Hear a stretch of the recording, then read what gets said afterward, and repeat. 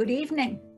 Welcome to this first ever webinar series by the Newton Conservators. As most of you probably know, Newton Conservators is a nonprofit established in 1961 and works to preserve and to maintain open space in Newton. For more information about the organization, please check out our website at newtonconservators.org. We'd love to have you become a member while you're there. New members get a Newton Trail Guide as a welcome gift. My name is Beth Wilkinson, and I'll be the moderator of this virtual event. Barbara Bates will provide technical assistance. With that business out of the way, let's turn to the important part of the evening, meeting the Monarchs with Ted Kuklinski, the president of Newton Conservators. Ted has been a member of the Conservators Board of Directors since the late 1990s, and also has served as e-Bulletin editor, lecture coordinator, video producer, walk leader, and vice president. He is particularly active at the Dolan Pond Conservation Area in West Newton. Most importantly for our topic tonight, Ted has been raising monarchs for several seasons and has created a Monarch Way Station in his front yard. Let's hear about his experiences. Welcome, Ted. Thank you very much, Beth, for that nice introduction. Thank you all for coming to the webinar here. And I hope that you'll learn something a little bit about milkweed and monarchs. Milkweed is the host plant for monarchs. And maybe by the end of this, you'll be trying to either plant some milkweed or maybe even try to raise some monarchs, like I'm going to try to show you right now. With that, what's not to like about monarchs? The caterpillars are cute little barcode caterpillars, yellow, black, and white. We have beautiful butterflies. You know, when you think about a butterfly, I think a lot of people just think of monarchs. And the fact is, to raise them, you actually only need a few simple tools, but most importantly, you need something called milkweed. What I want to tell you is a little story here of how you get from this little seed here, which it happens to be a milkweed seed that floated into my yard, I don't know, probably 15 years ago, to a full-fledged adult butterfly. No, the butterfly didn't come from the milkweed seed, but milkweed plays a really important role in doing this. So let's start the journey. You probably know there's different kinds of lawns. A lot of people have the lawn here on the left. This one happened to have a sign that says pesticide. Now this is kind of a wasteland a little bit, you know, and there's not a lot of bugs on here. There's not a lot of, you know, it's dangerous for birds, maybe for dogs to walk in here. And we have an awful lot of lawn in the US. Professor Doug Tallamy, author of Nature's Best Hope, says maybe we have about a Texas size. If we put all the lawns together, we have something the size of Texas. Now, this is what my lawn looks like. And you can see I have some plants and flowers, and actually I have a monarch, which would be more prone to land on my lawn than on the one on the left here. So one thing you can do is maybe we need more pollination and we need more things to help the bees and everybody. So you heard me mention milkweed. So what is milkweed? Well, it's called milkweed because if you break off the stem, it's actually full of something that looks like milk, or maybe something more like Elmer's glue. Or if you tear a leaf, there's some little white droplets. So that's where it gets the milk part. Unfortunately, it has the name weed in it too, which makes people think they have to get rid of it. But in fact, it has really beautiful flowers in it. And so, we'll take a look at that. All right, again, here's what milkweed looks like in a lawn. And here's some varieties of milkweed that are around Massachusetts. These are the three most common. There's a couple others that are not as common, but are native to Massachusetts. And there's some that are not native. But the wisdom is that you really want to plant native plants. And these are ones that you might find around. So here we have common milkweed, Asclepias syriaca, swamp milkweed, incarnata, and butterfly weed, which doesn't have the name milk in it, and the leaves actually don't sap like the other two, but that's tuberosa. But you can see they're really beautiful flowers, two pink varieties and a sort of an orange combo with yellow. It's very, very nice. And here's the leaves. The common milkweed is a very broad leaf, And the swamp milkweed is a bit narrower, and the butterfly weed is even a little bit narrower. You might look around, so you'd be surprised. Some people that have started to raise butterflies, they were surprised that they actually had milkweed in their yard, and they didn't even know. We have a lot of common milkweed in our yard. I always think of it as sort of fireworks bursting. Lots of little flowers. The buds are very pretty, and you can see the buds on the swamp milkweed as well. For planting milkweed, it depends on if you want to actually plant it. You can find a lot of it in sort of wild places or vacant lots or whatever, but the common milkweed grows pretty tall. It can grow to 6 feet tall and pretty wide. So if you're planting it, they recommend putting it a little apart. It could take over your garden. It spreads underground by rhizomes. So it can just be a little bit more than you want. So if you can find a vacant spot for it, it would be great. Swamp milkweed is not quite that spreadable. It's a little shorter and a little less wide, and you can plant it a little closer. And it likes full sun and it needs a little bit more water. Butterfly weed is a little lower to the ground, but very pretty, and you can plant that closer. But that also does very well here. Those are some of the types. One of the things you can do, you can plant them in the fall. You can just basically clear some dirt and poke your finger in about up to a knuckle, just one knuckle's worth, and get some seeds and then plop them in. What happens, the seeds really need to experience a winter or some freezing to germinate properly. So if you plant them in the fall, that happens naturally. But if you plant them in the spring, like I tried an experiment this year with some peat pots, and I just put some potting soil and I put a couple seeds in each of these little pots. They eventually did come up, and so that's another way. But these were seeds that I put in the freezer over winter in a Ziploc bag with a little moist paper towel in it. So you can grow that. And then these pots, you could just dig a little hole and drop them in the ground, and they seem to do okay. The seeds, here, this is the common milkweed, but if you look, this is a good clue of what to look for right now, is look for these kind of pods, these nice big fat pods. And this is what they'll look like a little bit later in the season when they dry up. They produce, each one produces, I don't know, over 100 seeds, maybe 200 seeds. And they each have this little parachute kind of thing on it so when they burst, they can float around. And that's how that little seed ended up in our yard originally. And we basically let it spread. That's what to look for on that. Now, I don't know if any of you have seen this particular plant. It's invasive swallowwort. It's kind of in the milkweed family, but the monarchs, they will sometimes mistakenly lay their eggs on it. You can see it has the kind of seed pods similar to what I was just showing you. But if they lay their eggs on this, they do not survive. It's not a good thing. So if you see any of the black swallower around, you want to get rid of it, especially the seed pods so it doesn't spread it. Here's some common milkweed with bumblebees and honeybees and other kinds of bugs on it. It's great for pollination, because it has a lot of flowers and a lot of opportunities. So if you grow milkweed, I found that you actually get a little milkweed community. This is a little collection of some of the bugs that I took pictures of on our milkweed this spring. After birding season was over, I went spent more time in the garden taking pictures of all the different kind of crazy creatures that are there. Some of the ones, this one here in the lower left corner and the lower right corner, that's called a milkweed beetle. Specific to milkweed. This is a milkweed bug, this orange and black one here.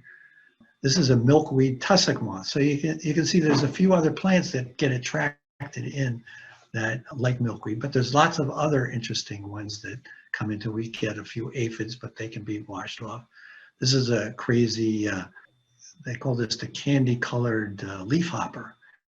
So yeah, you get quite a variety. And here we have lots of ladybugs, which take care of here's a ladybug eating an aphid. You won't only get monarchs, but you'll get lots of other things. If you get a lot of milkweed, you can actually work with an organization called Monarch Watch and get yourself certified, become a way station, sort of a rest stop for monarchs on their way north and south. So the idea is that we want to get milkweed out into the community more, and for its value as a pollinator and as a native plant. So even in some of our conservation areas, there's not a lot of milkweed. This is some we planted this spring in Dolan Pond Conservation Area in West Newton. Actually, this is a second-year plant. The early first and second-year plants don't necessarily flower, but probably by the third year, you do get some. This is on a traffic island up on Waltham Street near Craft Street. A nice stand in it. You can see it is flowering. It's been there for a few years. Planting more milkweed is always a good idea. Our local park here, Wellington Park, we started with a few milkweed plants from one of the other gardens in our garden the first year, and it looked like this. We planted some more. Here it is in the spring. It got expanded quite a bit more, and then this is what it looks like now. You can see we've got lots of flowers which attract the butterflies, and they can feed on after the monarchs emerge.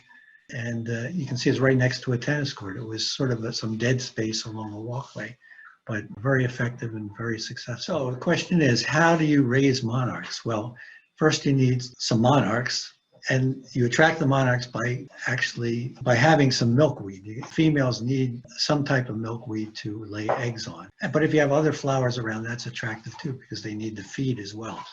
So, but to lay eggs, they need that. I don't know if you can see, right here is a little white dot on the underside of this milkweed, and that is one of the eggs. And here is a female. This is one of the things you can watch for. Females tend to not land so much on the flowers, but on the leaves, and look around for a flower or a leaf to lay eggs on. You know, when we find eggs, sometimes we take them off the plant or we take the leaf off the plant because there's a lot of predators and so on. If you can see the egg here, this is a real blow up. Sometimes they lay them on stems, sometimes they lay them on pods. This is a milkweed very early in the season that just popped out of the ground, and one of the first ones laid 2 eggs on it. So here you can just see the size of this relative. It's sort of a football shape with some little striations in the side. Here's a real blow up of what it looks like. It helps to have a little magnifying glass, or you can even use your phone sometimes. Just use the magnification on your phone. You know, you just fingers on there and blow up the picture a little bit. Make sure it's in focus. Sometimes it's easy to mistake one of those little milkweed leeks for an egg. So sometimes you really have to look pretty close. You know, after like maybe 1 to 5 days it takes for that little egg to get ready to hatch. You can tell when it's going to hatch by the fact that it turns dark, and dark is actually the head of the caterpillar that's going to come out. Here's a newly emerged caterpillar from the egg, and here's a blow up of the eggshell and the caterpillar. And after the caterpillar comes out, it goes back and eats the eggshell for nourishment before it attacks the milkweed. Here's a little movie. You can see here's an egg that's just getting ready to emerge. Here's one that's emerging, and here's a newly formed caterpillar that just popped out. That's kind of what it looks like magnified. All right, and then when they come out, after they eat the shell, what they're going to do is look for some milkweed. So this is a little tiny caterpillar, and he's starting to just eat little holes in the milkweed, and you can tell because you're starting to see the little milk around here. Here's some that are a little more mature, sort of small, medium, and large medium. But they will munch away on that for a week and a half. Here's again the size. You probably have heard that the caterpillars don't taste good, but at this size, for some of the predators, they don't have enough of that milk stuff in them to taste bad. So they are quite vulnerable. Early on, before I understood how this works, I would find an egg and I left it there, or sometimes I even put a little mesh bag around it, and I'd come back and it was gone. Like there was somebody ate it. It could be a spider or whatever. A female monarch will lay about 300 to 500 eggs, I think, but maybe only, the statistics say only less than 10% actually survive. So we've had very few actual caterpillars that we've actually found. Here is here's another little caterpillar. So he actually sent me a Valentine saying, thank you for saving me from the predators. But one strategy we adopted is to take the leaves, and I'm sure all of you have some kind of takeout container that is sealable. So here, what we do is we line the takeout container with a small, or with a moist paper towel, not a super wet paper towel, but a moist one. And then we, you can see over time, the little caterpillars have eaten more and more of it. So that's what we do. And then they grow pretty fast, and you can see them filling out with their barcodes here. Then when they get to be a certain size, maybe half an inch to an inch, we discovered one technique. We discovered this on a visit to Acadia National Park. There's a beautiful Charlotte Rhodes butterfly garden there. We talked to one of the gardeners there, and she told us that they basically cut off the stems and put them in a cage in water with some tin foil. And that's sort of the method that we've adopted for the second stage of raising the caterpillars. So we use these sort of butterfly cages. So they come fairly compact. They're about $15 even on Amazon. Look for butterfly cage. They fold up and then they expand into this nice little cage about 2 feet high and maybe a foot and plus wide. And there's also these other kinds that are sort of squished down into but they become very handy because the caterpillars don't escape. So the technique is find some milkweed. This is where having a source of milkweed local is very important. What you do is you can cut off a stalk and put it in even something like a milk bottle with water, or some little container that's pretty stable. And then you put foil so the caterpillars can't crawl down and drown in the water. And then you can just lay the leaf that they've been eating on one of these leaves, and then they'll be very happy for the next phase of their lives. And they have lots more larger leaves to eat, and so they can keep going. I have a quick question from a viewer who would like to know what time of year you start looking for the eggs. Well, the earliest we've seen is is late May. I think May 26th is the earliest that we've seen. Most of the time, it's sort of end of June, early July is when there's a generation that comes through. There's more butterflies around at that point. So beginning of July, this year we had July 1st, I think we had our first butterfly laying eggs at that point. If you get one of these cages, you line it with newspaper or paper towels or whatever to catch the frass. The frass is the polite name for caterpillar poop. And they can generate, they're basically a frass factory. They chomp on the milkweed going in one end and the frass comes out rather rapidly on the other end. Here's a little, some pictures of them chomping away. And I wanted to show you, I don't know, you know how you eat corn on the cob? I always think of this as kind of eating corn on the cob for the monarch caterpillars. So it's kind of interesting, but they can eat up a whole plant fairly quickly. So then when they get really big, about maybe 1.5 inches, 2 inches long, and they really feed pretty heavily the last day, and then they're looking for a place to hang to make a chrysalis.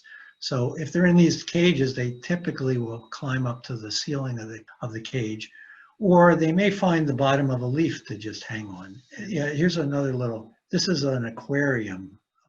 This was sent to me by Counselor Vicki Danberg. Actually, her son did this. So this is a caterpillar sort of climbing all over before they finally settle on a place at the top. If you don't have an enclosed thing, this is what happens, that you could end up under your kitchen counters or whatever. One thing I forgot to mention was it's probably better to have these outside. We put our cages out on our patio under an umbrella to protect them from the rain, but science has shown that they do better outside. You really don't, if you have an enclosed, porch, a screen porch or something, or some way to protect them outside is better for them. They do. When they climb, they try to go into this shape that's called the J shape before they turn into this chrysalis. So here's a close-up of the J. And then here is a caterpillar that's in J. This is an empty chrysalis, but watch this. This is a little sped up version of how the caterpillar becomes a chrysalis. There's a misconception that they weave a cocoon, which would be sort of weaving thread around the outside. Actually, everything comes from the inside. So inside that caterpillar was this chrysalis, or larva, and it just came out, and it does a little dance. You can see it's split from the bottom there. So, and then it actually sheds it. It pushes that skin all the way up, and then it sheds it, and it drops to the floor. So you can see this is sort of the jaw and the head of the caterpillar, and this is all the rest of the barcode that's left over. So here's one J, and here's a fully dried chrysalis, which is really quite pretty. It's got little gold specks on it and so on. Here's a couple. This is when it first went from J to the chrysalis. This is about 2 hours later, but this nice gold band. This is getting a little closer to when it's actually going to turn into a butterfly. So it still has the gold band. You can start to see some detail inside. Here, near the end, it becomes sort of more transparent. Sometimes it turns black, but you can actually start to see the wing inside, which is really neat. Now, when it hatches, so here's one almost fully transparent, and here is the butterfly that just emerged. And the thing to note about it is, see how fat the abdomen is. There's lots of liquid in here. See how small the wings are. What happens is he's got to pump himself up or herself up. So all this liquid, a lot of this liquid is going to get pumped through these little black veins in the wings into the wings to make them actually expand and flatten. It's an amazing transformation. So here's a little video of the process. It's sped up by about 5 times, I think. So, and once they climb out, they hang on to the chrysalis for a while, and then after their wings have expanded, they hang on to that to dry out their wings. So here is one that's come out, and he's drying his wings, and then after a while, they're going to climb off the chrysalis, and they'll start climbing around. The wings are still drying, they're going to flap their wings a little bit to dry them. If it's raining out, you don't want to release them. You don't want to release them unless it's above 60 degrees. They can stay in the cage about a day without problem. So if it's longer, you can feed them. How long does it take to go from that first beautiful little football egg until you have a butterfly ready to be released? It's about maybe a little more than a month. And I have some statistics on the timings and so on for you. The late season butterflies, you've heard that, monarchs fly to Mexico. Well, not all monarchs fly to Mexico, just the ones that are the last batch of the season fly to Mexico. And one of the organizations, Monarch Watch, will supply little tags to put on the butterfly. And it's actually a little plastic tag with a code, and that can be affixed. It's not very difficult. You can actually hold the butterfly without too much difficulty. And then they keep track. I guess over the last 20 years, they've got about 1 million tags that have been done. So what you do is you write down the code number, and if it's a male or a female, and if it was released or was it a wild one that you caught or whatever, and the location and your name and so on. And so they keep track of this. There's a huge database online that anybody can take a look at. So the last brood of the fall, which, any of the ones in Massachusetts from like late August through the end of the season are probably migrators. So they're going to follow the coast down. I mean, we're probably right in peak migration season right now in Boston area. And some, take a little side trip. Some stay in Florida. But the main route is to go down to central Mexico, where they have these oyamo fir trees in the mountains. And they cluster there, as you can see.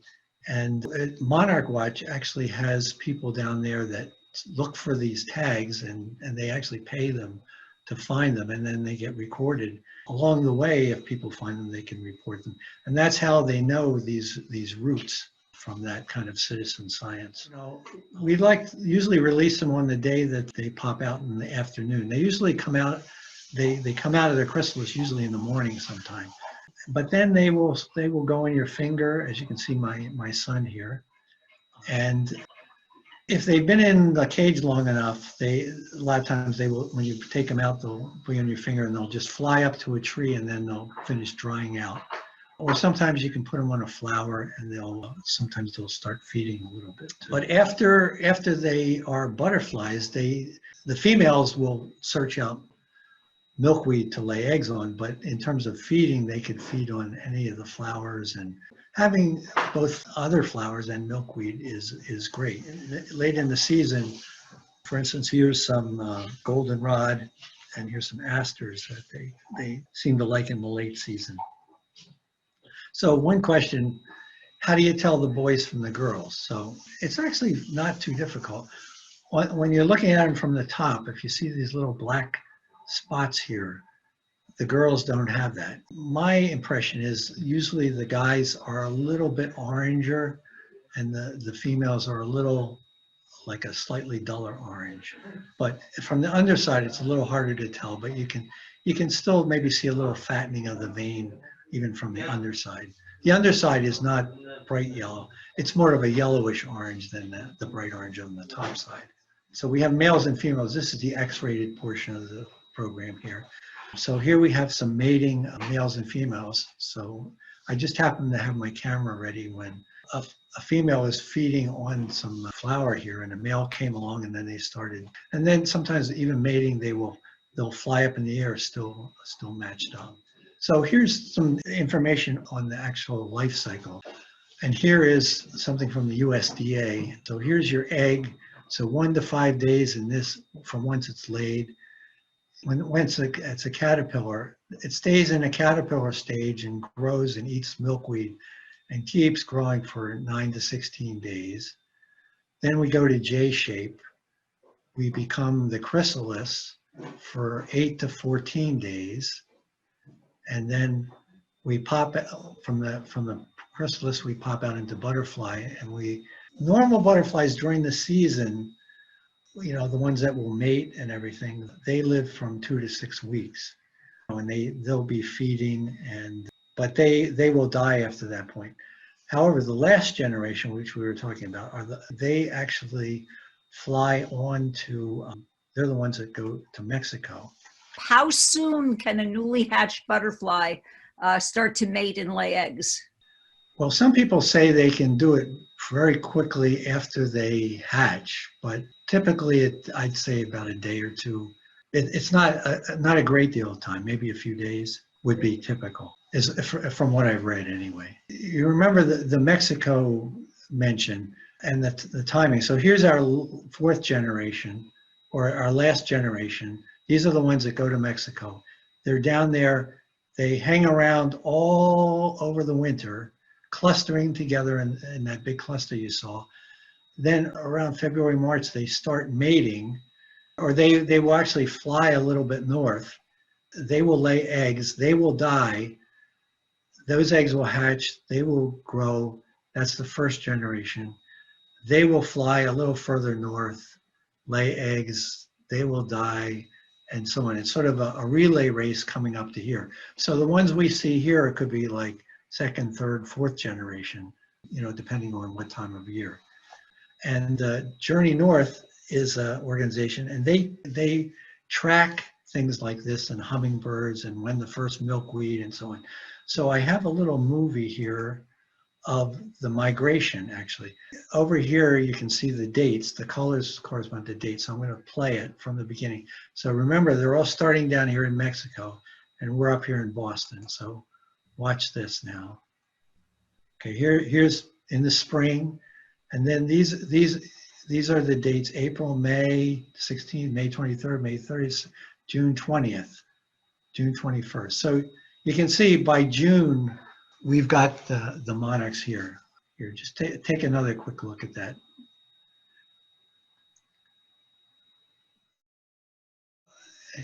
Here we are in Boston. Now, last year in our garden had the first egg reported on Monarch Watch.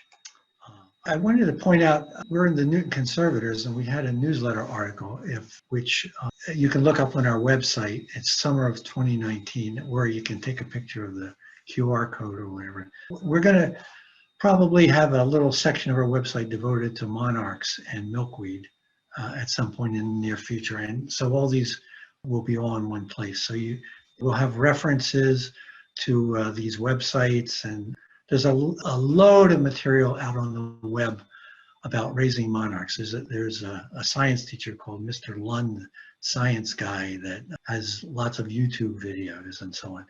You know, some of these little videos we'll be posting on our YouTube channel as well. At this point, I wanted to let you know, sometimes we had to go on vacation and we had to actually, you know how people find dog sitters? Well, we had to find monarch sitters.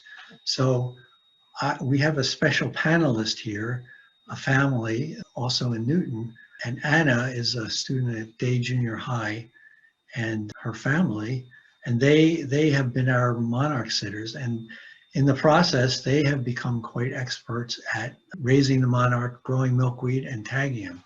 So with that, maybe Beth, you could turn it over to Anna at this point. My name is Anna. I'm 13 years old. This is my second year raising monarchs, as with all of us.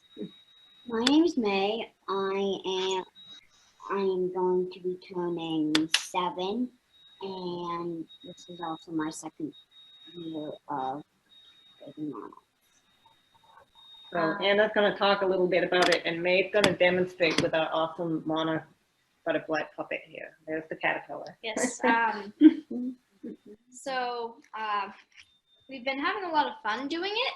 One of my favorite stories about raising monarchs is we took a caterpillar to Cape Cod once. We were about to go on a road trip to Cape Cod, and I found a monarch butterfly. So I was like, oh, we have to take it in. An egg. An egg. Yeah. An egg. Wasn't it an egg or a caterpillar? Maybe the caterpillar. Might have been a caterpillar. We put it in this little container, and Mom was like, we're leaving tomorrow. we're leaving right now. We can't take care of this. So I was like, let's bring it with us. So we brought it with us to the Cape. We found some milkweed there and fed it to us. Fed it to it, not us. And That would be gross. Yeah. And it got pretty big during the week that we had it there. And then on the ride home, it was J-shaped as we were leaving the Cape. So and it chrysalised in the car. Perfect timing. It turned into a chrysalis in the car. So like it was J-shaped, and then we got off at a gas station and looked down. It was a chrysalis. And then we took it home and released it. So pretty tough caterpillar. Survived 2 car trips.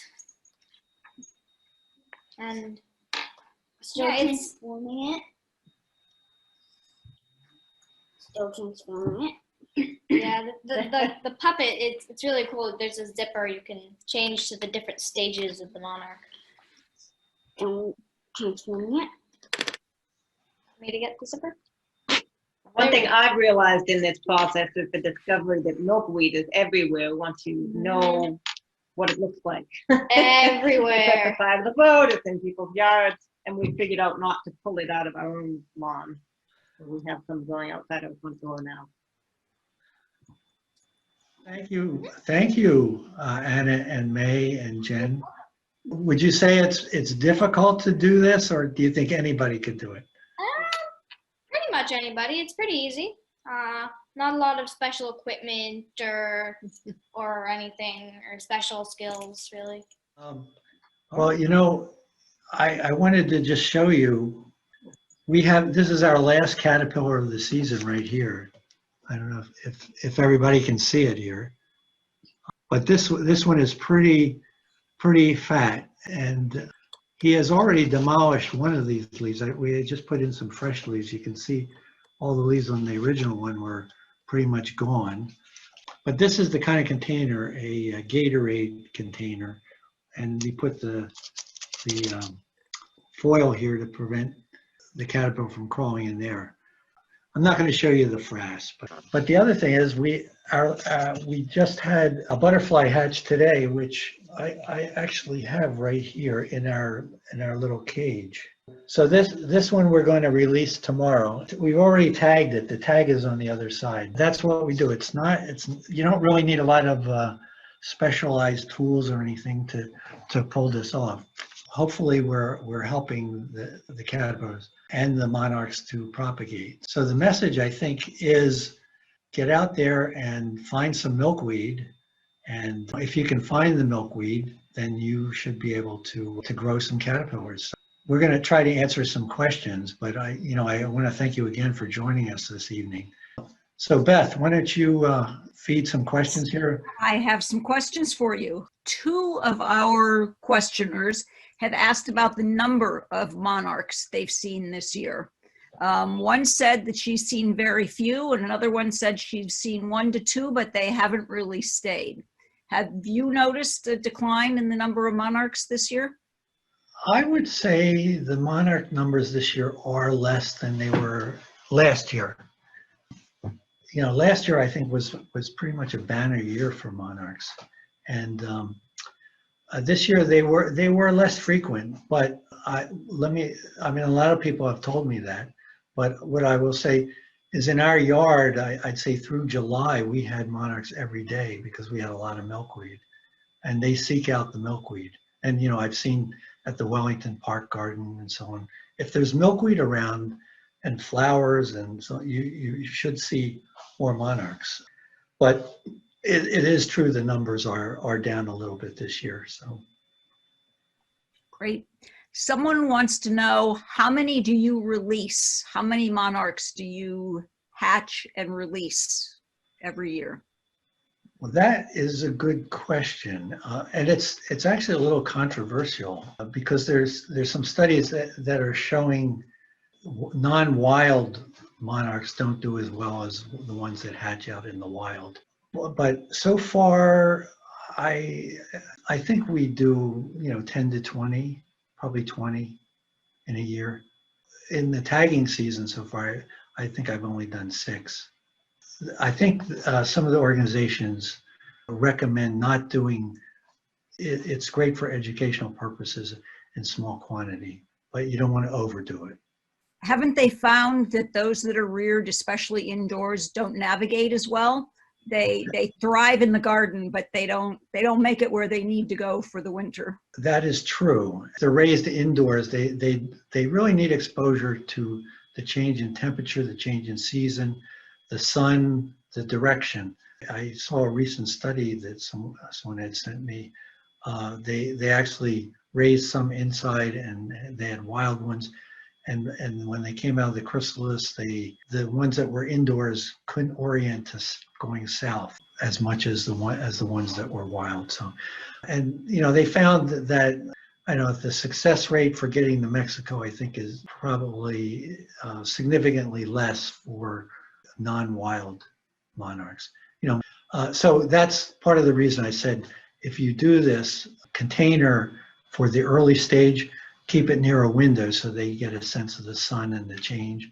And then for the late stage, if you can put them outside somewhere in under an eave or in a garage that's open, or some way they get a sense of the temperature change and the season change and the sun, then they should be able to orient properly. That's good advice. We do have a question for when they make it, the ones that are lucky and make it down to Mexico. When they're clumped together all that time, what do they eat? They may not be eating too much. I'm not actually sure. I've never been to Mexico, but I think they're fairly inactive. They kind of slow down, so they don't have to eat very much. but they seem to gravitate to these oyamel fir trees that grow in the mountains. And, some of the folks in that area, it can actually be dangerous because loggers want to get these trees. And I think even last year, there was a death of somebody who was protecting the small number of acres that they seem to go to. It's amazing that they could find their way there and that they find their way back. Do they do so solo or do they fly as a group? Well, they start out solo, but a lot of times on the way they meet others. I don't know if you've ever been on a beach and you've seen lots of, whole bunches of monarchs flying by. In the evening, there are other ones around. They tend to cluster together on a bush or something. They will kind of get together a little more as they go south. Now, Lisa has had, it's her first year, her first season with monarchs and milkweed, and she finds that she's getting a rash from touching the milkweed leaves. Is that a common problem? I should have mentioned the milky sap in there can be an irritant. I've never got any rash or anything, but I think some people could be allergic to it. The rationale is anytime if the sap touches you, I would go in and wash your hands shortly thereafter to prevent anything, and especially don't get it in your eyes. So or you could wear gloves, gardening gloves or something would be another precaution. But like I said, I've never had any trouble with it. I wouldn't be surprised if some people do. Great. And Alan tells us that not only has he seen not as many monarchs, but have only seen a few swallowtails and not a single painted lady, maybe one admiral. I usually have a ton of swallowtails, and I have not seen a single one this summer. I've seen, we have an attractive garden, and so I've seen maybe 2 or 3 tiger swallowtails. And we have found black swallowtail caterpillars actually recently. So the swallowtails at least the black swallowtails have a different host plant. So if you have dill or even parsley, we had some parsley and there was, almost a full-grown caterpillar in the parsley. I grow rue for them too. They like rue. If you have that plant more dill, rue, and parsley out there, and we'll have more. The key thing is to have more host plants. Don't use pesticide. The fact that when they spray that pesticide and if it blows onto your milkweed, you want to be careful. When you feed the monarchs your leaves, you want to wash them off first and maybe blot them with a paper towel or something to get rid of any potential pesticide that might have blown in. I've heard of a couple cases where the caterpillars were doing well. They went to another source of leaves, and then they died. And I'm thinking it could have been pesticide. Part of the problem is climate change. They're running into fiercer storms. Imagine a monarch trying to go through a hurricane. Before, there used to be lots of fields that would have just huge swaths of milkweed, and now they're getting cut down. So they're less milkweed, less monarchs.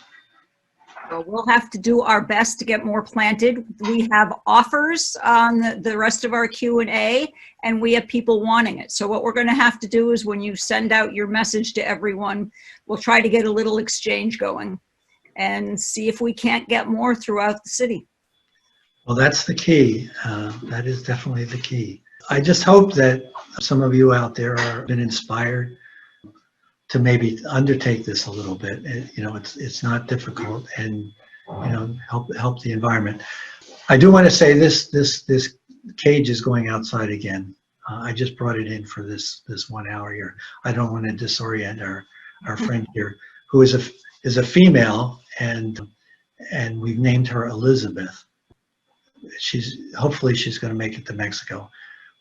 In any event, I hope you're inspired and go plant some milkweed. And bon voyage, Elizabeth. Thank you, Ted. That was an excellent presentation. Thank you, everyone. If you have more questions, you may submit them to president@newtonconservators.org. Thank you very much for your time. We hope to see you again. And good night, everyone.